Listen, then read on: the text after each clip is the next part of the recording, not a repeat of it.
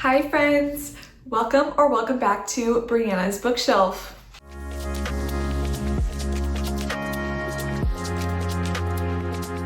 So today we are starting out a vlog for Escape the Readathon. Escape the Readathon is a competitive team-based readathon that goes throughout the month of May, and it is hosted by Lexi from Books with Lexi. And I have chosen to be on Team Scientists, and we are being hosted by Sarah from Wicked Reading, Deja from Deja's Book World, and Heather from Books and Heather. And this is my first year participating in Escape the Readathon, so I'm super excited to get into it. I don't really know what to expect. There are a lot of different prompts that we're going to be reading for on the fly. And essentially we are trying to escape this spaceship.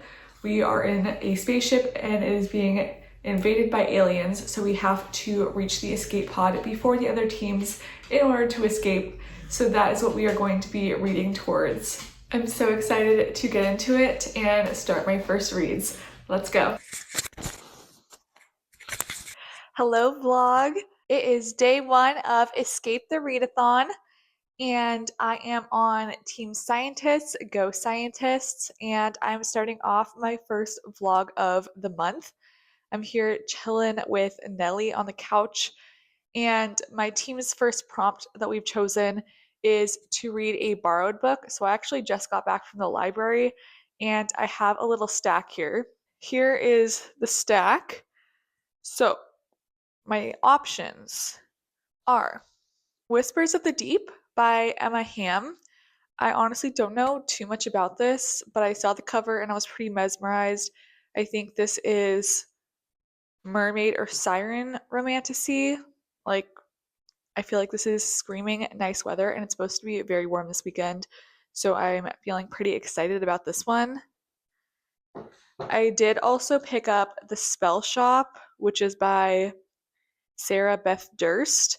I feel like this one has been popular for like the past year, and I honestly wasn't that interested in it when it first came out, but I've ended up hearing so many good things about it, and I think the sequel is just came out somewhat recently, and it sounds like really cute, cozy fantasy. So I am interested in finally picking this up. And then last but not least, I have Overgrowth by Mira Grant. This was one of my most anticipated releases of last year because I absolutely love Into the Drowning Deep by Mira Grant. And this one I think is supposed to be about a girl who lives on Earth, but she feels like she's an alien, and it's some sort of horror to do with that. Unfortunately, I didn't hear the best reviews on this, but I still want to read it anyway because I love Mira Grant. So those are my three options. I'm thinking to decide that I'm going to put a poll either on my Instagram story or maybe in my team chat in Discord because I just don't know what to start with. So I am going to do that, and I also have some more errands to run. So I'll be doing that while my poll goes on, and then hopefully this evening I will have an answer and I will be ready to start reading.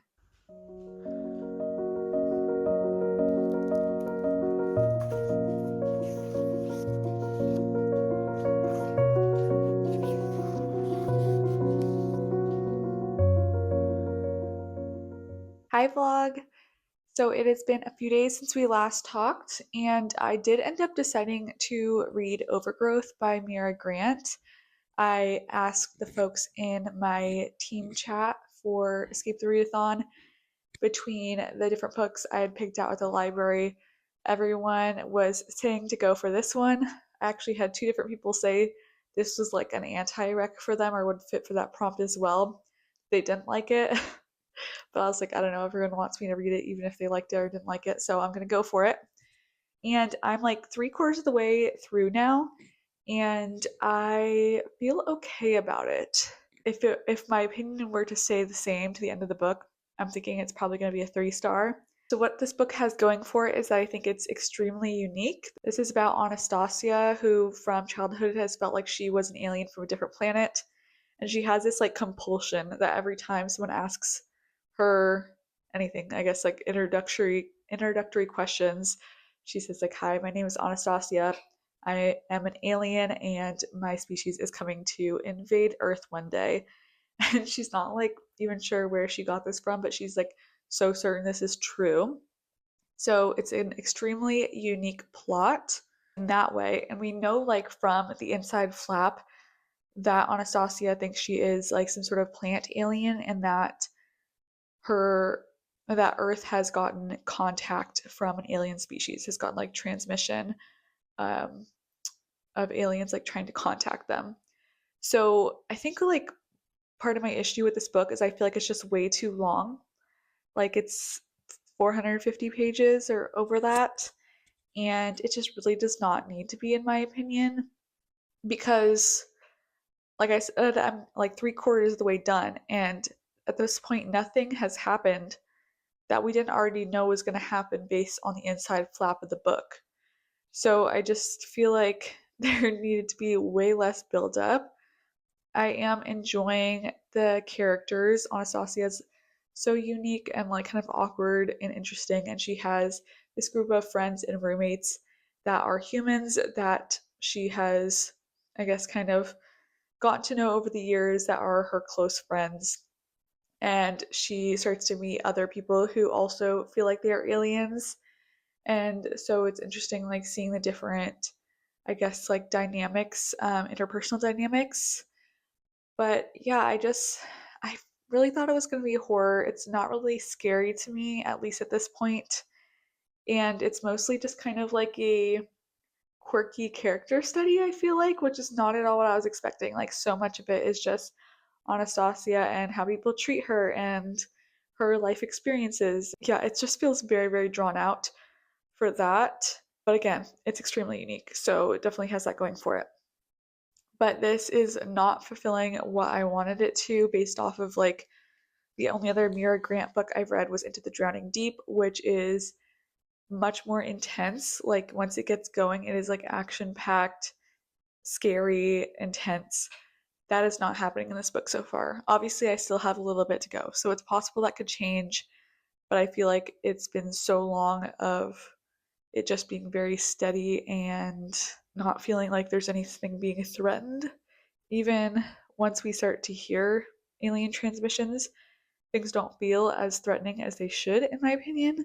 So I'm just feeling a little bit let down by that, but no big deal. I definitely knew that people had some negative opinions on this one, so I wasn't like expecting to absolutely love it or anything, but I still had hope.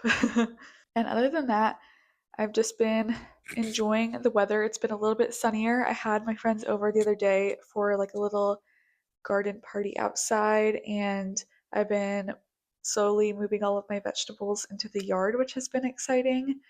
I have like this little raised bed area, and it's been really fun to see things growing. And that is about all I have at the moment. I'm looking forward to completing this and picking out my next book.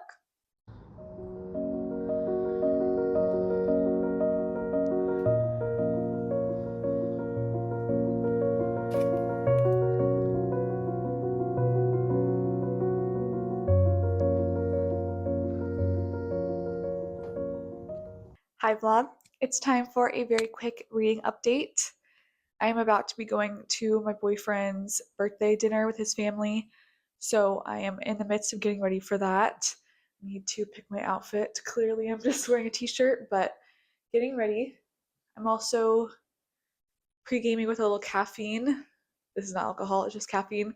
I was so tired, and I feel like this looks so fancy, but I'm literally just drinking like basically like a Lotus energy drink. If y'all have ever been to like a coffee stand and gotten an energy drink like that, you know what I mean? I feel like it's very popular in the Pacific Northwest. I don't know if you can get it in other places, but it's basically like energy drink concentrate, and then I put like seltzer water in it. But I had no ice cubes, and I really didn't want it to be lukewarm because my seltzer water was also straight from the store and warm. So I put frozen pineapple in it because I was hoping that would cool it down. So that's why this looks like this. I put watermelon and coconut flavors in it. Highly recommend. Okay, to the book updates. Escape the Readathon has been a whirlwind so far. I did finish Overgrowth by Mira Grant. Unfortunately, I was not a big fan. I'm thinking that I'm going to end up giving this maybe 2.5 stars. Like, I didn't hate it, but I did not have a very good time. It was a big disappointment, unfortunately. And I think that there was a few things that were going against it. For one, this was marketed as sci-fi horror, and I personally did not find it to be horror at all. Like, I mean, so there was like an alien invasion, but it didn't really feel like people were that freaked out about it until like the very end. So the horror really did not feel like it was there. It just felt like sci-fi to me, which there's nothing wrong with, but obviously that's just a different expectation than I had gone into it with. And then this is like a pretty chunky book, and I feel like it did not need to be this chunky. Like, so much of this was just like the character development, but I still didn't really care that much about the characters. And it was just taking forever and ever to actually get to the alien aspects. So I did not love that. The parts I did like were definitely the descriptions of the alien biology, because this like species is like plant aliens.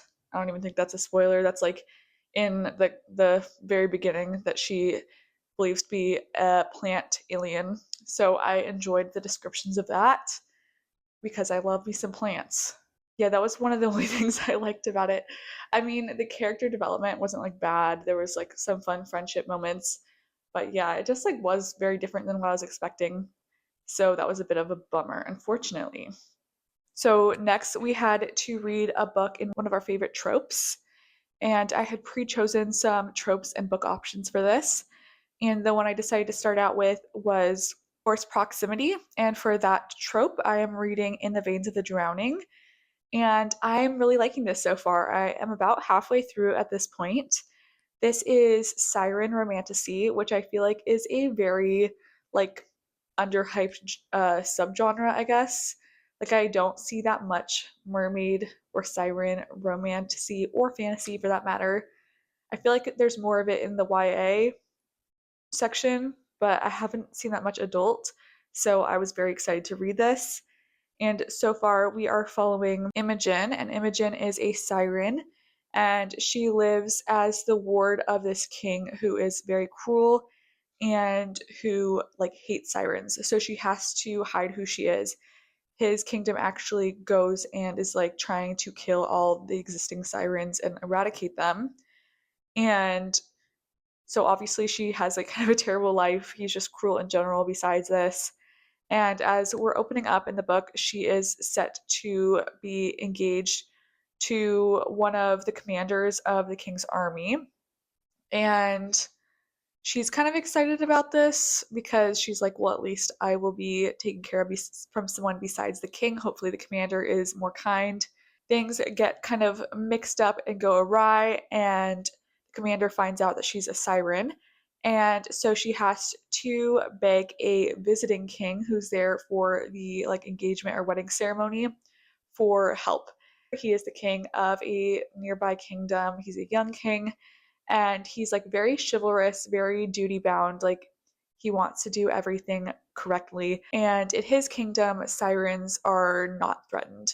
So she ends up going to him to plead for his help and has to go back to his kingdom with him to seek shelter. And at the point, and there is like a bit of a like the time where they have to journey together. So that's where the forced proximity comes from.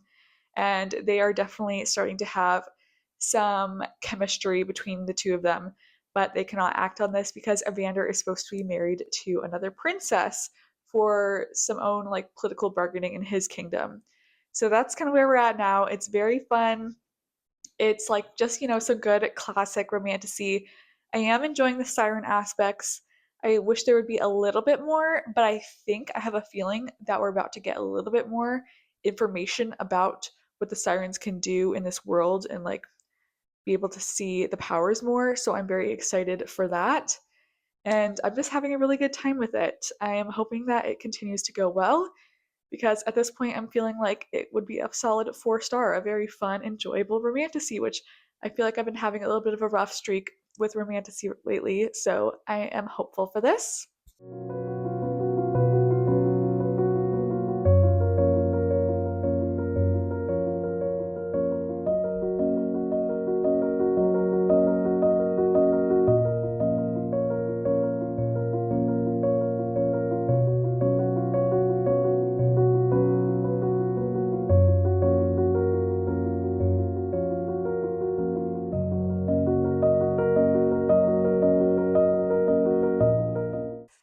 Hi, all. I'm coming to you with a quick reading update.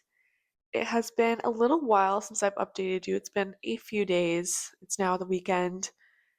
And to be honest with you, I've just been having a lot of anxiety this past week and like was really busy with work stuff. But yeah, I've just been having a lot of anxiety and it's been a little bit rough this past week, but I'm trying to move past that now that it's the weekend. I'm having my energy drink, my Lotus Energy. And the weather actually turned a little bit. Like last weekend, it was very nice out, and then this week, it was raining a lot, and then also was cold. Like today, it's fairly sunny out, but it's like kind of freezing outside, and it looks like it'd be warm. I don't know, it's just weird. But so that has led to me spending a lot of time indoors reading, luckily. So I did finish In the Veins of the Drowning, and I really, really liked it. It is such a fun romantasy. I was so happy to finally read a siren romantasy. And I think I told y'all a bit about the plot before, but where I was at, Imogen, who is our siren, and Theodore, a king from a neighboring kingdom from where she grew up, are like fighting feelings for each other, and there was just so much drama happening. Theodore is also like supposed to be engaged to someone else, so a lot of drama, and it definitely feels like pretty classic romantasy. Like I wouldn't say that the fantasy is all that strong. It's definitely heavier on the romance, though there is like of course some magic and world building and stuff, but it just was a fun time. So I'm going to be giving it 4 stars. I don't think I've read that fun of a romantasy in a little while. So I was very happy to find something that was fun and like made me just want to keep reading. And I think that's like the first book this month that's like really just made me want to keep turning the pages. So that made me really happy. And I am really, really wanting to read the second book as well, but it does not come out until July. And I feel like I'm never this on top of releases. I'm like, what do you mean I'm starting a series and the second book doesn't even come out until a few months from now? Like, that's crazy for me, but I'm happy to be on the trend. It feels good. So then our team did end up getting another prompt. We got the prompt to read an underhyped book. So for this, I was kind of thinking like books that are under 10,000 reviews or ratings or whatever on Goodreads. And I have read 2 books for that already. So, yes, sorry, I'm a little bit late with giving you updates, but I'm probably just going to tell you about one now because I'm actually about to go get my nails done. My friend is learning how to do acrylics, and she's doing some on me. So I have to leave like in like 10 minutes for that. So just going to tell you about one for now, and then I will update you more when I get back. But I read The Crypt of the Moon Spider, and I feel like I haven't heard like hardly anything about this book, so I definitely felt like this fit for underhyped, and I did really like it. I was kind of wavering between a 3.5 and 4 star. I really did like it, but I think I'm gonna go for 3.5 because I just don't know that I'm gonna remember it a whole lot, to be honest. Like it was really fun and like it was a really quick read. So it was a little over 100 pages, I think. So more like a novella length. It takes place in like the 1920s, but it's like an alternate timeline where people are going to the moon like recreationally in the 1920s. Yeah, so very strange. And there's like this whole science aspect of spiders that live on the moon, and there's scientists that go there to like study them. And it's very strange and cryptic. The whole book is very, very gothic, which I love. It's like gothic, historical, yet also kind of sci fi. It's just extremely unique. And yeah, I don't think I've ever read anything like it, but it definitely brought the gothic vibes for sure. So our main character, she is being sent to an institution because of course this is in the time period when women when they were having any sort of mental difficulties were institutionalized. So she's being sent to this institution by her husband, and the institution is actually on the moon, so they get to take this shuttle to the moon. And she has always had like this lifelong obsession with the moon, or like a deep love and interest in it, and wanted to go there. So she is like honestly kind of excited in a way to go to the moon. and is just like hoping that she'll be able to get help at this institution. And once she's there, things just like get very, very odd. There is a lot of talk of these spiders that supposedly once lived on the moon but don't live there anymore. There is a lot of like early 1900s barbaric kind of mental health treatment. Like they are operating on people's brains and stuff. They don't like outright say they're doing lobotomies, but kind of similar vibes. And I don't think I could say much more than that because it is so short. But that is like the setup. And yeah, it's extremely gothic. Such a good quick read. It was really, really fun. So I would definitely recommend checking that out. I think it's going to be a series, and I'm not sure if the second book is already out yet or if it's coming out later this year. I'm not really sure like how to feel about a book like that being a series and like as a novella to have like a series of novellas. Yeah, I don't really know, but I think it's following one of the characters that we meet in this first one. So I am intrigued by that. And I would consider picking it up for sure because this was just such a fun, unique time. So I probably need to run to my nail appointment, and I will see you all later to tell you about my second book for this prompt.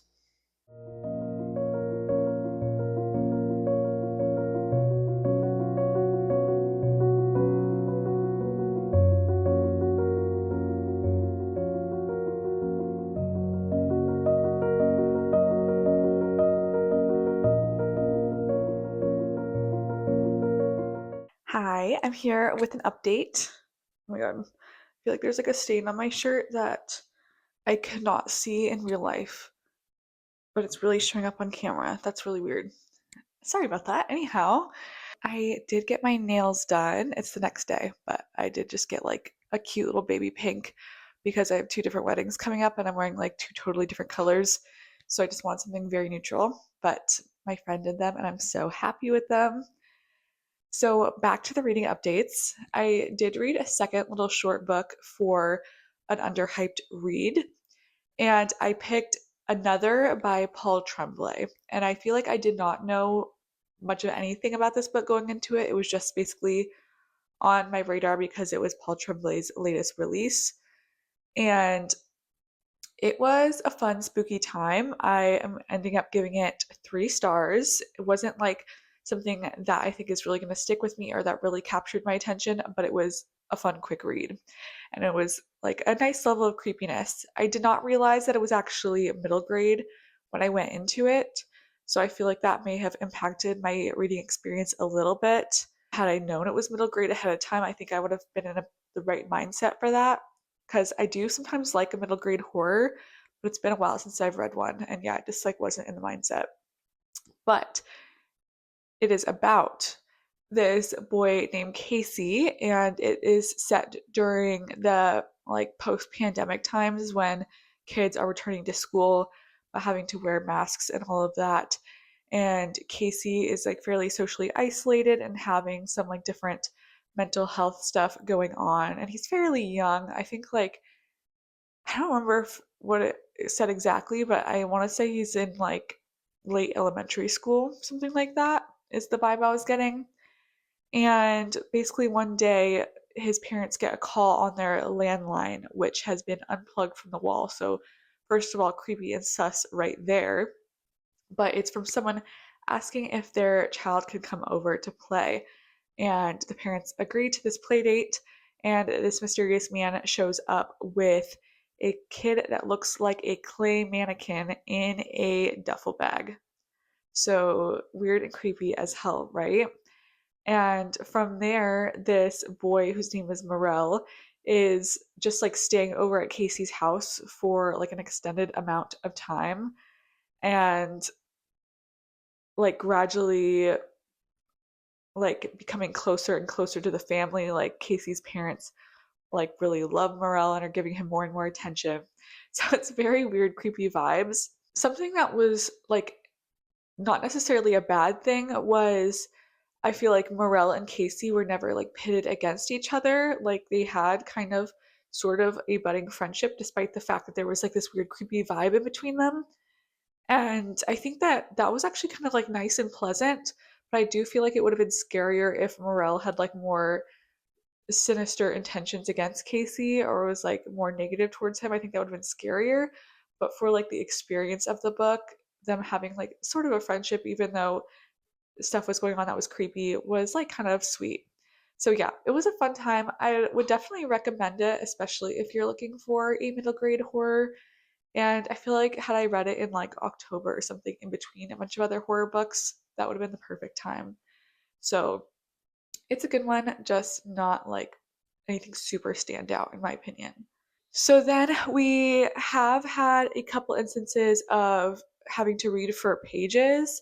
And I forgot to update you all that I did start a different book for that because basically you can't like do the same books that you're logging for a prompt as for pages. You need a separate book.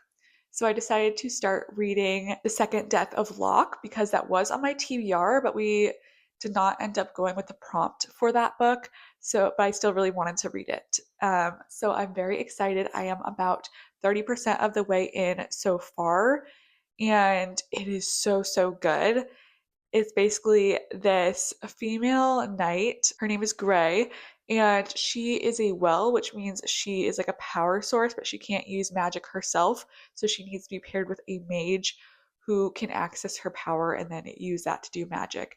And she is paired with Kier, who is actually a boy that she's known since childhood. She was orphaned as a child and taken in by Kier's family. So they're not brother and sister, but they were like raised in very close households or like almost the same household. And now they are partners in the army. They're much older. And right from the get-go, there is this tension, this longing, because Gray does have romantic feelings towards Kier, but she's trying to shut them down because they have this very professional relationship. And while they're very close in a lot of intimate ways that kind of blur those lines, like constantly touching and things like that, but that kind of has to do with being a well and a mage as well. So they never really cross that line of like, is there any romantic feelings between us? And Gray just doesn't want to mess anything up, so she continues to act like it's just platonic. But this is actually, I would say, primarily like fantasy with a romance subplot, at least at this point, because not much has happened on that front, but it is like really adding that fun tension that is so addictive. But they are being sent on a mission to capture someone who they believe to be the daughter of this like magic family called Locke. So basically, where they live, it's a bunch of warring nations, and there was an island called Locke, and the ruling family there was called Locke. And a long time ago, or like I guess like 20 years ago, so like when they were children, the island was attacked and set fire to and just like completely collapsed. And the whole family died, except everyone suspects that at least one of the children did get away and flee to the continent because essentially this whole family is what's powering magic for the whole realm. So at least one of them had to survive for the rest of everyone to be able to use their magic. And so they know at least one person survived. They don't know exactly who. And Gray and Kier are now being sent on this mission to retrieve who is someone who is supposedly the lost child of Locke. And now they have the girl and they're having to like bring her to another location. And there's a lot of political intrigue. It's so fun. I'm really, really loving it. I mean, I'm not even halfway and I just can feel this is gonna be a 5 star. It's so good, you guys. But I'm gonna stop the vlog there because it's about the 2 week mark and I want to split this up, of course, and not just like dump the whole month on you. So we're going to split it up there. You'll have to watch my second vlog to see the rest of my reads for Escape the Readathon and also what my opinion ends up being for The Second Death of Locke. So I will see you all in the next one. Bye.